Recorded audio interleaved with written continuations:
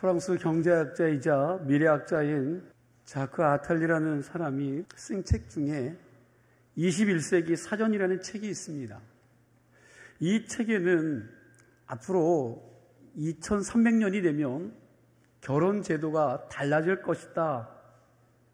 2300년이 되면 10%는 결혼을 하고 90%는 결혼을 하지 않고 동거하며 살 것이다 라며 미래 결혼 제도에 대해서 이렇게 예측을 하고 있습니다. 2300년이 되면 90%에 해당하는 대부분의 사람들이 그냥 동거하면서 부부 아닌 부부처럼 살 것이다 라고 예상한 것입니다. 저자가 이 책을 1999년에 썼는데 2300년까지 갈 것도 없이 지금도 벌써 그 미래학자의 예측처럼 되어가고 있는 것 같습니다. 이 책이 나올 당시만 해도 말도 되지 않는 이야기를 썼다라고 이런 비판하는 목소리가 많았었는데 지금 세계가 다 그렇게 가고 있지 않습니까? 결혼하지 않고 그냥 동거하면서 사는 추세가 점점 많아지다 보니 방송 프로그램까지 만들어서 결혼을 상담하듯이 동거 생활을 상담할 지경까지 이르렀습니다. 이런 통계도 있습니다. 2017년에 나온 통계인데 OECD에 가입한 국가의 출산율 중에 혼인 관계 속에서 태어나지 않고 그냥 동거 중에 태어난 아이가 39.9%라고 합니다.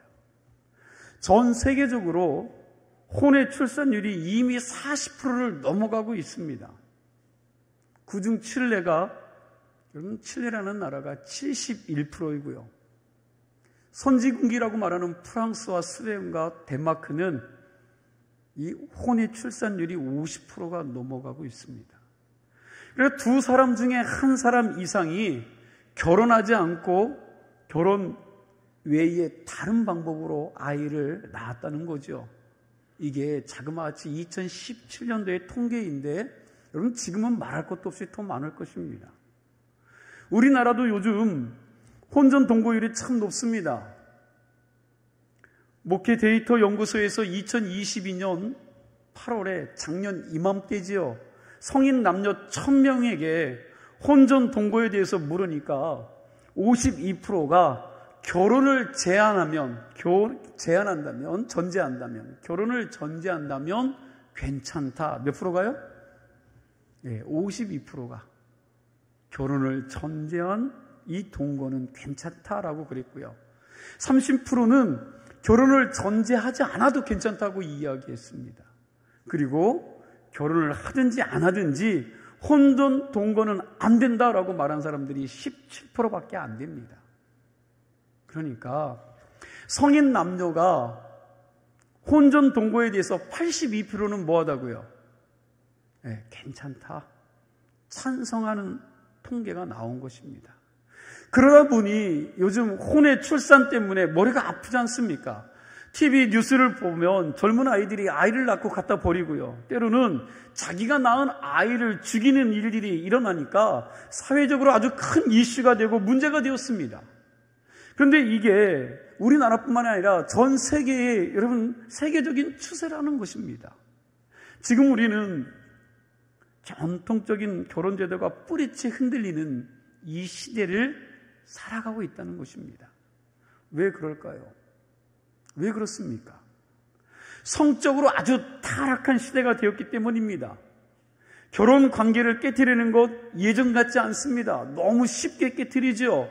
혼전 동거, 혼전 성관계, 여러분 아무렇지도 않고 외도가 불륜이 로맨스처럼 되어가는 시대에 여러분과 제가 살고 있습니다. 동성애도 합법화하는 시대가 되었습니다. 남자가 남자를, 여자가 여자를 좋아하는 게 무슨 문제가 되느냐는 겁니다. 여러분, 소돔 고모라가 왜 망했습니까? 소돔 고모라가 왜 망했어요? 말씀을 보면 동성애를 비롯한 성적 타락 때문에 여러분 그것이 망했습니다. 한번 좀 깊이 생각해 보십시오.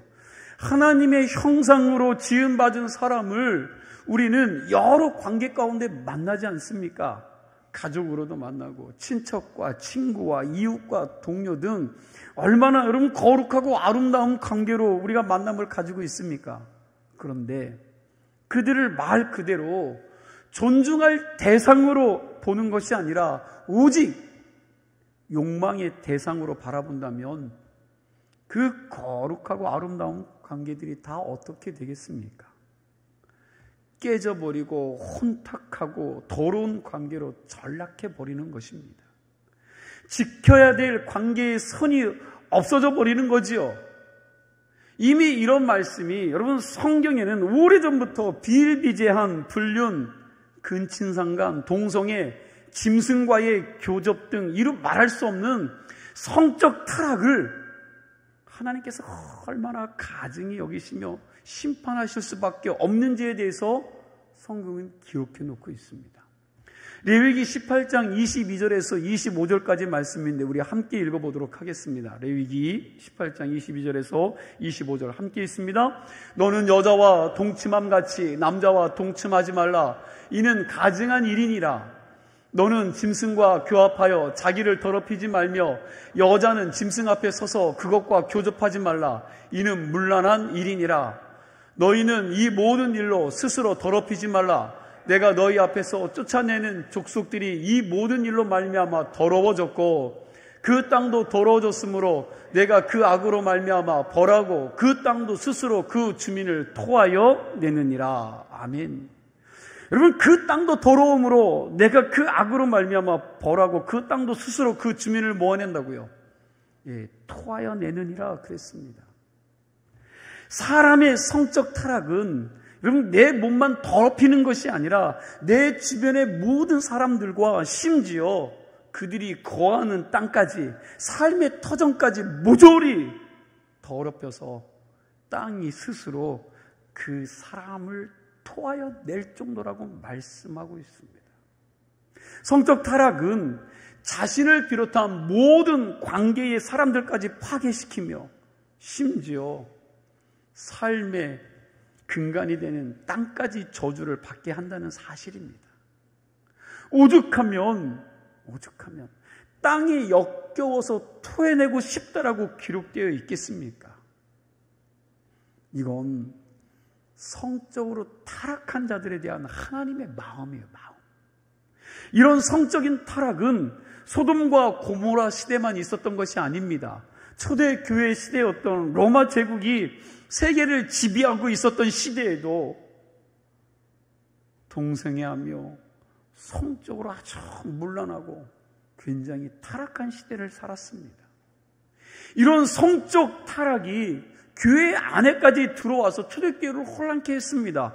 여러분 그 대표적인 교회가 고린도 교회였지요. 오늘 히브리서 기자는 지금 그걸 염두에 두고 가정의 중요성과 성적으로 순결한 것에 대해서 말씀하고 있는 것입니다. 여러분 우리가 분명히 알아야 할 게 있습니다. 성경은 우리에게 분명히 말씀하고 있습니다. 동성애 하지 마라. 그리고 간음하지 말라고 말씀하고 있습니다. 그런데 요즘 시대는 이 10계명의 7계명에 대해서 너무나도 자유롭습니다. 예술이라는 이름으로 음란을 미화시킵니다. 지난 5월 모 대학 축제 때 한 여가수가 퍼포먼스를 했죠. 이 퍼포먼스가 논란이 되어서 학부모들로부터 고소를 당했습니다. 공연 음란죄 혐의로 조사를 받게 되었는데 그 퍼포먼스가 외설이다, 아니다, 예술행위다 하면서 논쟁이 일고 있습니다. 왜 예술을 보고 음란 행위라고 한 것이라고 하느냐? 이건 시대착오적 발상이다 하는 것입니다. 우리가 살아가고 있는 시대가 이렇습니다. 대한민국이 유교 문화의 영향을 받아서 성에 대해서는요 굉장히 보수적인 나라였는데 지금은 뭡니까? 전혀 그렇지 않습니다. 그렇지 않다는 거예요. 공공장소에서의 음란 행위에 대해서 지적하면 그건 예술 행위라고 반박을 하고요. 그리고 동성애하면 안 된다. 그러면 그것을 인권 유인으로서 법적 싸움을 준비합니다. 때와 장소, 대상에 대한 최소한의 선을 지키지 못합니다. 그러나 아무리 사람이 우겨도 성경이 동성애와 음란과 성적으로 타락한 것이 죄라고 말하면 여러분 그건 분명히 죄인 것입니다. 성경은 간음하지 말라라고 그랬습니다. 하나님이 그렇게 말씀하셨다면 간음이 죄입니까? 죄가 아닙니까? 세상에 아무리 죄가 아니라고 그래도 여러분 성경이 그렇게 말씀하고 있기 때문에 여러분 간음은 죄입니다. 우리 4절 말씀 그 뜻을 생각하면서 함께 다시 한번 본문 4절 말씀을 함께 읽겠습니다. 모든 사람은 결혼을 귀히 여기고 침소를 더럽히지 않게 하라. 음행하는 자들과 간음하는 자들을 하나님이 심판하시리라. 아멘. 이 말씀을 보니까 모든 사람은 뭘 귀히 여기래요? 그렇죠. 결혼을 귀히 여기고 뭘 더럽히지 않게 하라고요. 침소를 더럽히지 않고 간음하지 말라 그랬습니다. 침소를 더럽히고 음행하고 간음하는 자를 하나님이 뭐 하시겠다고요? 심판하시겠다고 그랬습니다. 지금 이 시대가 성에 대해서 관대하고 사람들이 간음의 유혹을 많이 받고 그리고 잘 지키지 않을 것이다 라고 생각하면서 짓는 죄가 간음죄인데 왜 우리가 간음하지 말아야 합니까? 그 이유가 있어요. 첫 번째, 간음은 자기 자신을 파괴하기 때문입니다. 간음은 육체적으로 자기를 파괴합니다. 자기의 육체뿐만 파괴하는 것뿐만 아니라 지방 경제도 파괴합니다. 여러분 잠언 6장 26절 말씀이요. 우리 함께 읽겠습니다. 함께 읽습니다. 음료로 말미암아 사람이 한 조각 떡만 남게 되미며 음란한 여인은 귀한 생명을 음료로 말미암아 사람이 한 조각 떡만 남게 됨이며 이 얘기를 현대식으로 풀이하면 바람 피우면 뭘 잃어버려요? 돈 다 날리고 겨우 먹고 사는 인생이 된다는 것입니다. 우리 주변에 아는 사람 중에도 이런 사람들이 있지 않습니까? 바람 피우고 이혼하면서 자기가 가지고 있던 재산을 다 날려버리는 사람들이 있지요. 그러다가 꼭 돈 다 잃고 병들면 누구를 찾습니까? 조강지처를 찾아오는지 모르겠습니다. 역사 속에서도 보면 여인 때문에 나라까지 팔아먹는 사람들이 있는데 여러분 집 날리는 이 일들은 아무것도 아니죠. 이렇게 간음은 내 육체를 파괴할 뿐만 아니라 가정을 파괴하고 사회까지도 경제까지도 파괴를 합니다. 그리고 한 걸음 더 나아가서 간음은 거기서 끝나는 것이 아니라 자기의 영혼까지도 파괴한다고 성경은 말씀하고 있습니다. 잠언 6장 32절입니다. 함께 읽습니다. 여인과 간음하는 자는 무지한 자라. 이것을 행하는 자는 자기의 영혼을 망하게 하며 뭘 망하게 한다고요? 그냥 영혼이 아니에요. 따라하세요. 자기의 영혼을 망하게 한다. 그냥 영혼이 아니라 자기의 영혼을 망하게 하며 간음은 단순히 자기 육체만 더럽히는 것이 아닙니다. 물질적으로 손해만 보는 것이 아니고요. 그리고 자기 명예만 더럽히고 끝나는 것이 아니라 분명히 성경은 자기의 영혼까지 더럽게 한다라고 말씀하고 있습니다. 무엇이든지 유혹이라는 게 그런 것 같습니다. 그거 하면 아주 멋있을 것 같고요. 그거 하면 아주 재미있을 것 같고 그거 먹으면 아주 맛있을 것 같습니다. 그 여자만 내 손에 들어오면 그 남자만 내가 얻기만 한다면 인생이 짜릿하고 행복할 것 같습니다. 그래서 유혹에 넘어가서 일 저지르고 나면 나중에 그 후유증이 얼마나 쓴지 모릅니다. 쓴맛으로 끝나는 것이 아니라 인생 전체를 털어먹기까지 합니다. 간음은 내 몸을, 경제를, 영혼을, 나의 모든 것들을 파괴시킨다는 사실을 기억하시기 바랍니다. 왜 간음하지 말아야 합니까? 간음하지 말아야 될 두 번째 이유는 간음은 자기 자신만 파멸시키는 게 아니라 가정과 사회를 파괴하기 때문입니다. 4절 말씀을 다시 보니까 모든 사람은 결혼을 귀히 여기고 침소를 더럽히지 않게 하라. 침소를 더럽힌다는 말이 뭡니까? 여러분, 침소를 더럽히지 않게 하라고 그랬는데, 그러면 침소를 더럽힌다는 말은 뭡니까? 부인이나 남편 외에 성적인 관계를 맺는 거죠. 성은 하나님이 축복하신 결혼의 관계 안에서만 허락된 아주 성스러운 비밀스러운 일들입니다. 그래서 성은 제한된 축복입니다. 넘지 말아야 될 선이 있는 겁니다. 그런데 이 원리를 깨고 침소를 더럽히는 순간부터 그 부부 사이는 더 이상 행복이 아니라 불행한 부부가 되는 겁니다. 그 순간부터 가정은 천국이 아니라 지옥이 된다는 사실입니다. 요즘 사람들이 바람 피우고 불륜을 저지르고도 얼마나 뻔뻔한지 이렇게 말하죠. 아니, 우리 두 사람의 문제인데 왜 당신들이 간섭하고 뭐라 그러느냐 그러죠. 아주 뻔뻔해요. 다른 사람 볼 것도 없습니다. 우리 둘이 좋아서 그런데 왜 니들이 참견하느냐, 너희들이 왜 간섭하느냐 그럽니다. 자기 둘만의 문제로, 한 남자와 한 여자의 문제로 끝나는 것으로 생각합니다. 그러나 어디 그렇습니까? 그렇지 않습니다. 불륜은 두 사람의 문제로 끝나는 것이 아니라 엄청난 파급력이 있습니다. 자기들은 좋아서 그랬는지 모르겠지만 옆에 피해자들이 많이 생긴다는 것입니다. 한번 생각해 보세요. 자기들은 좋아서 그랬는지 모르지만 여러분, 그 시작은 자기 두 사람이 좋아서 시작했는지는 모르지만 그것 때문에 여러분 한 가정이 깨집니다. 그리고 많게는 여러분 두 가정이 깨지죠.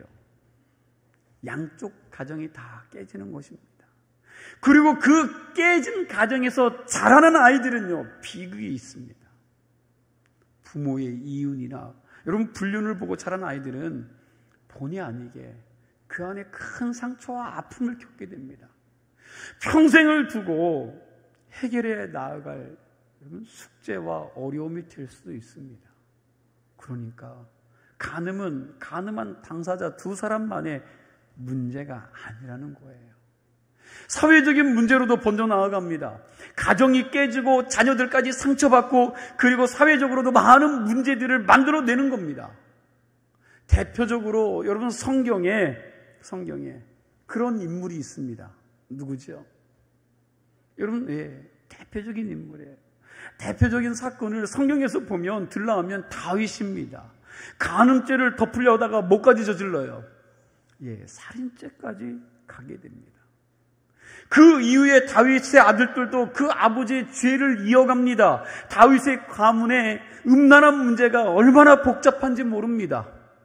큰아들이 이복 동생을 강간하고 그리고 그것 때문에 형제지간에 여러분 살인하는 피비린내 나는 전쟁이 일어납니다. 그리고 다윗의 간음죄로 이스라엘에 국가적으로도 많은 시련과 고통을 당하였습니다. 하나님께서 다윗의 범죄를 치리하는 과정 속에서 이스라엘 백성들이 얼마나 많이 죽었는지 모릅니다. 그러므로 불륜과 간음은 내 개인적인 문제가 아니에요. 모든 이들의 파멸을 시키는 죄입니다. 여러분, 잘 나가던 대로마 제국이 무엇 때문에 망했을까요? 여러분, 왜 망했습니까?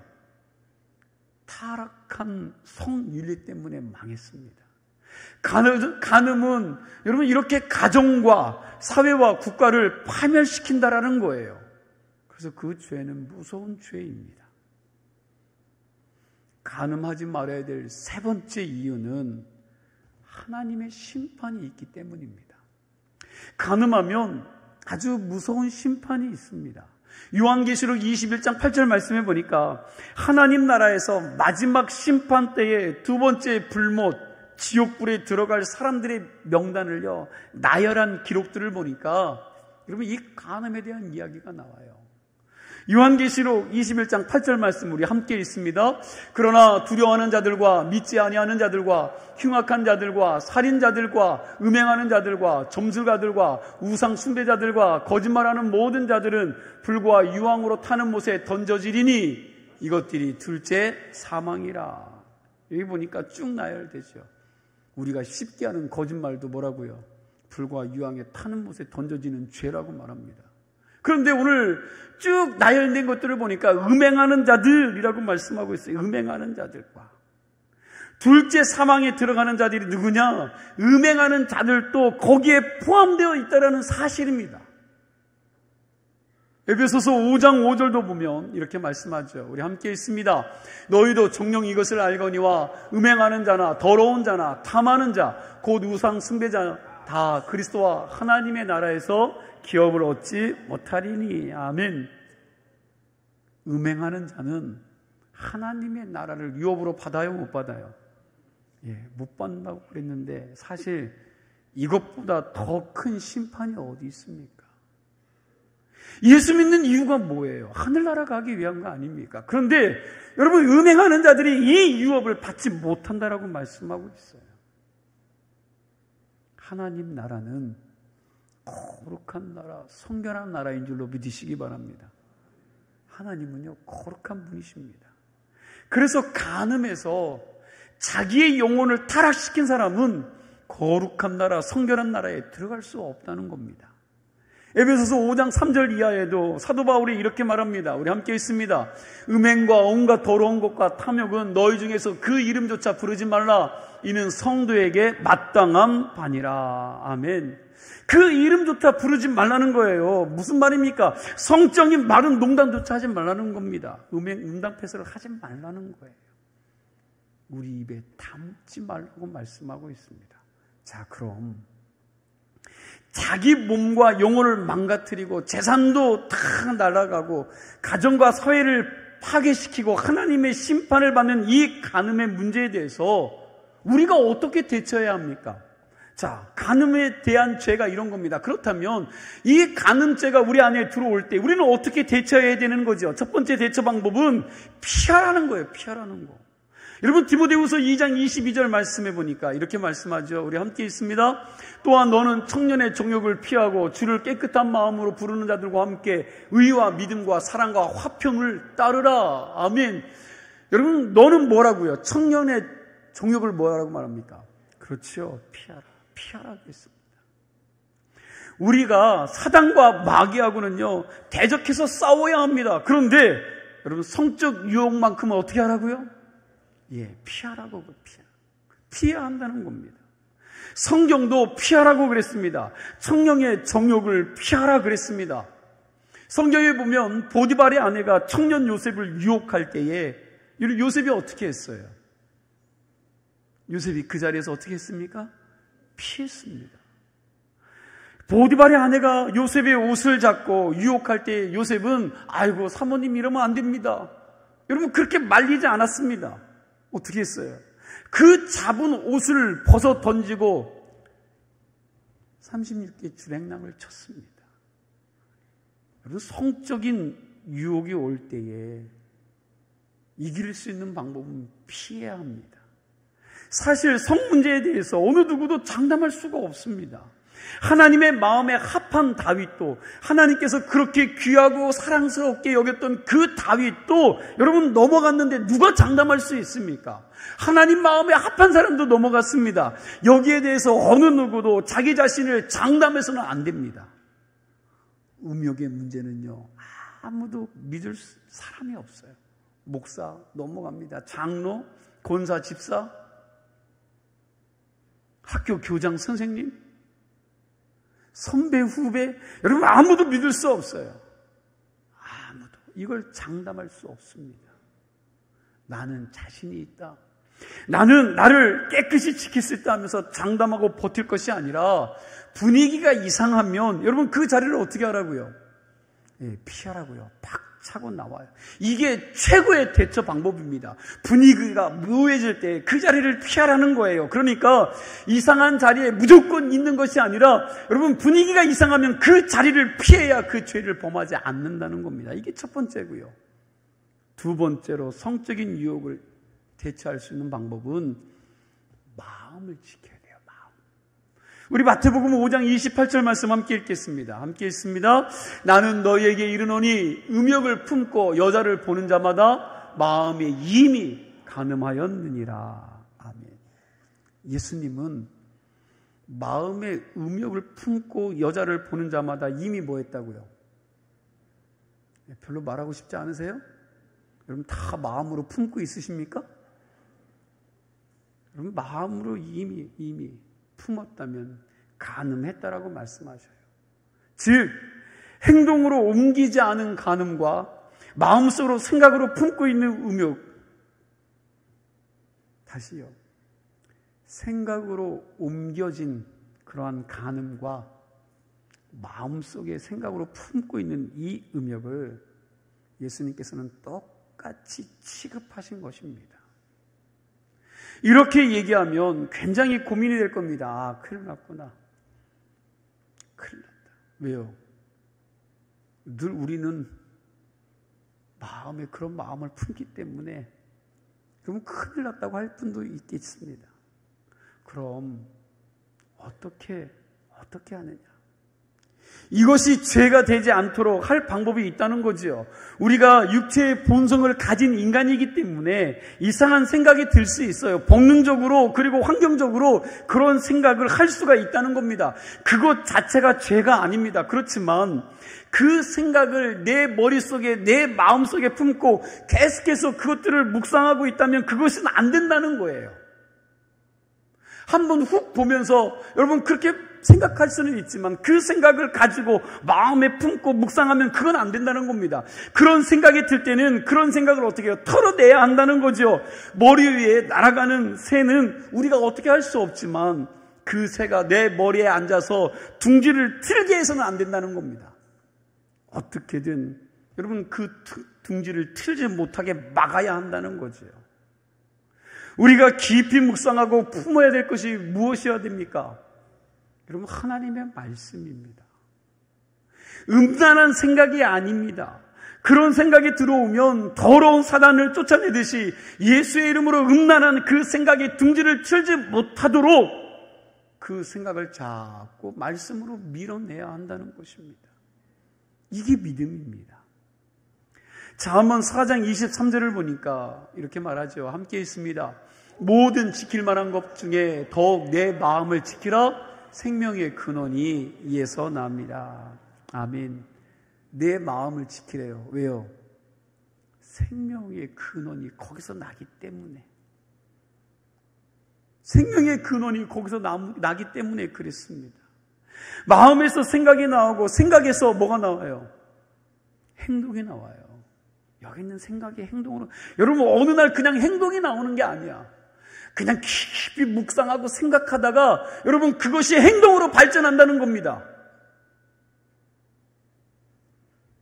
야, 이 사람 이거 행동할 때 그냥 어느 순간에 탁 나온 게 아니라 여러분 그걸 깊이 묵상했기 때문에 그런 행동들이 나오는 거예요. 닭이 알을 품으면 뭐가 나와요? 모르세요? 병아리가 나오지. 제가 잘못 얘기했나요? 그럼 닭이 알을 품으면 병아리가 되고요. 사람이 분노를 품으면 뭐가 나올까요? 혈기가 나오는 것처럼. 음욕을 품고 있으면 간음하는 자리까지 간다는 것입니다. 그러므로 우리는 마음을 잘 지켜야 합니다. 마음을 잘 지키고 있는 사람, 마음속에 늘 하나님의 말씀을 품고 묵상하는 사람, 하나님의 말씀이 그 마음을 통치하고 다스림으로 인해서 성적인 유혹에서 쉽게 넘어가지 않고 이기고 승리할 줄로 믿으시기 바랍니다. 이제 마지막으로 살필 것은 성 문제에 대해서 이미 실수했다면 어떻게 해야 하느냐는 거예요. 여러분 하나님께서 이 길도 열어주셨어요. 그냥 안 된다가 아니라 여러분 이미 실수했는데 어떻게 해야 이 문제들이 해결될 수 있느냐? 여기에 대해서 성경은 두 가지를 말씀하고 있습니다. 첫 번째는 뭐 해야 될까요? 그 죄에 대해서 회개하라는 거예요. 회개해라. 그리고 두 번째는 다시는 그 죄를 범하지 말라라고 말씀하고 있습니다. 누가복음 7장 36절 이하를 보면 예수님이 한 바리새인 집에 초청받아서 식사할 때 일어난 일이 나옵니다. 그 자리에 온 동네 사람들이 다 아는 행실 좋지 않은 여자가 와서 예수님에게 향유를 붓고 통곡하는 모습이 나와요. 이게 누가복음 7장 말씀입니다. 그 모습을 바라본 집주인 시몬이라는 사람이 속으로 이런 생각을 했습니다.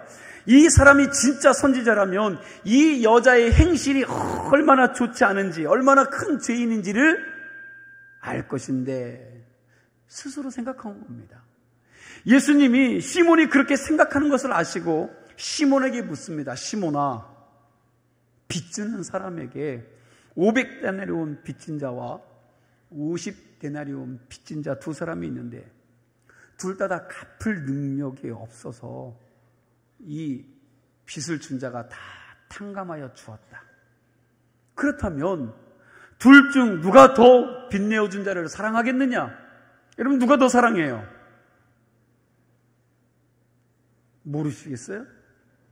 여러분 시몬이 대답하지요. 더 많이 탕감받은 자입니다. 더 많이 탕감받은 자 아닙니까? 그 대답을 듣고 예수님이 말씀하십니다. 이 여자를 보느냐? 너는 내가 너의 집에 들어올 때 발 씻을 물도 주지 않았지만 이 여자는 눈물로 내 발을 적시고 그 머리털로 닦았다. 너는 내게 환영의 입맞춤도 하지 않았지만 이 여인은 내가 들어올 때부터 내 발에 입맞추기를 그치지 아니하였다. 너는 내 머리에 감람유도 붓지 아니하였지만 이 여인은 귀한 향유를 내 머리부터 내 머리도 아닌 발에 부었느니라. 유대인의 관습과 말씀을 누구보다도 잘 알고 있었던 이 바리새인은 이 말씀 속에 들어있는 이 예수님의 책망을 고스란히 느꼈을 것입니다.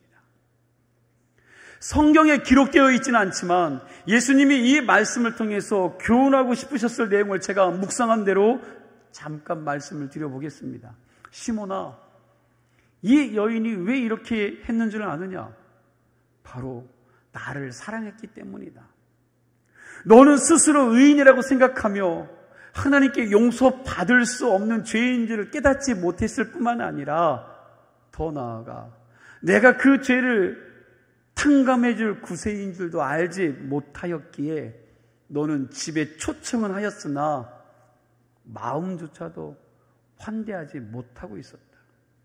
그렇지만 너가 생각하기에 큰 죄인이라고 정죄한 이 여인은 자신이 하나님께 용서받을 수 없는 죄인임을 깨닫고 눈물로 내 발을 적시고 있었다. 또한 내가 그 죄를 없애줄 메시아임을 믿음으로 바라보기에 지금까지 내 발에 입맞춤을 멈추지 않고 있으며 자신에게 가장 소중한 향유를 아끼지 않고 내 발에 부으며 내가 탕감해줄 은혜에 대한 감사와 경배를 표하는 것이다.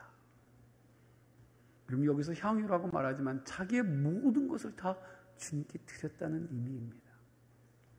우리 누가복음 7장 47절 말씀을 함께 읽습니다. 함께 읽습니다.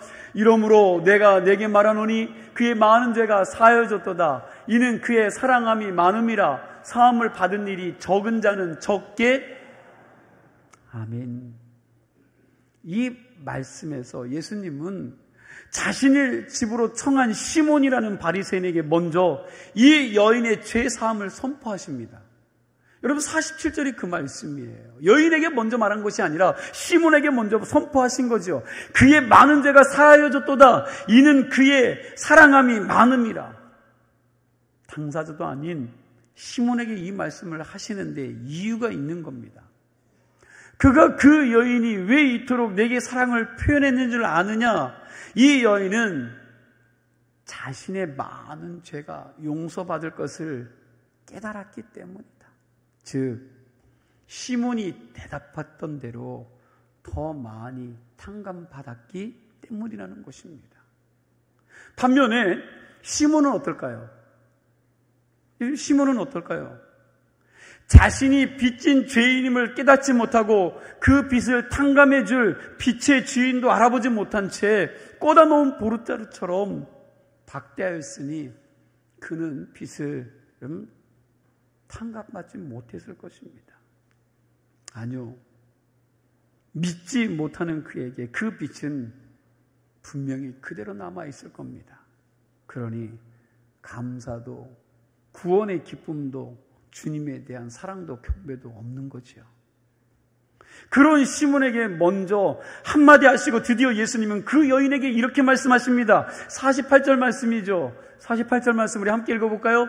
이에 여자에게 이르되 내 죄 사함을 받았느니라 하시니. 뭐라고요? 내 죄 사함을 받았다는 거예요. 시몬에게 이야기하고 이 여인에게 말하기를 야, 너 이제 너의 모든 죄가 사함을 받았다. 그리고 50절 후반절에도 보니까 내 믿음이 너를 구원하였으니 평안히 가라. 그렇게 말씀하셨습니다. 요한복음 8장에 보니까 가늠하다가 현장에서 잡혀온 여인이 있었습니다. 이 여인은 가늠하다 잡혀왔기에 바리새인들과 수많은 군중들 앞에서 돌을 맞아 죽을 수밖에 없는 상황이에요. 사람들이 이 여인을 정죄하고 심판하려고 할 때에 예수님이 그들에게 뭐라고 말씀하셨습니까? 너희 중에 죄 없는 자가 뭐라고요? 돌로 차라 그랬습니다. 그러자 군중들이 양심의 찔림을 받아서 다 슬근슬근 어떻게 해요? 도망갔습니다. 그리고 난 다음에 예수님께서 그 여인에게 묻습니다. 너를 정죄하는 자가 있었느냐? 그러자 여인이 아무도 없었습니다. 나도 너를 정죄하지 아니하노니 가서 다시는 죄를 범하지 말라. 예수님께서 그 여인에게 말하는 겁니다. 가서 다시는 죄를 범하지 말라. 여러분, 하나님은 우리의 어떠한 허물과 죄도 다 용서해 주실 수 있는 분이신 줄로 믿으시기 바랍니다. 하나님은 그러한 사랑의 하나님이십니다. 믿으시죠? 하나님이 원하시는 것은 심판과 재앙이 아니라는 거예요. 하나님은 우리의 과거의 어떤 실수와 잘못을 범했다 할지라도 여러분 좌절하거나 낙심하거나 포기하는 것을 원하지 않습니다. 우리가 회개하고 하나님께 다시 돌아가기만 하면 하나님께서는 그 인생을 거룩하고 새롭게 만들 은혜가 그 안에 있는 줄로 믿으시기 바랍니다. 하나님은 용서하시기를 기뻐하시는 분이세요. 어느 죄든지 용서할 능력이 있고 은혜가 그 안에 있다는 사실입니다. 동시에 하나님은 다시는 죄를 범하지 말라고 말씀하셨습니다. 회개하고 또 똑같은 죄를 습관적으로 짓는다면 그건 진정한 회개가 아닙니다. 주님 말씀하신 대로 한쪽 팔을 자르는 한이 있더라도 다시는 똑같은 죄를 짓지 않기로 결단하고 몸부림치고 노력하여야 하나님의 기쁨을 또 하나님을 기쁘시게 할 수 있는 믿음을 소유할 수 있는 줄로 믿습니다. 오늘 여러분 이 말씀을 기억하면서 저와 여러분이 하나님이 허락하신 우리의 몸을, 우리의 가정을, 사회와 나라를 그리고 이 땅을 소중하고 아름답게 잘 지켜갈 수 있는 믿음의 거룩한 성도들이 되기를 원하고 거룩한 믿음의 공동체가 다 될 수 있기를 축원합니다. 기도하겠습니다.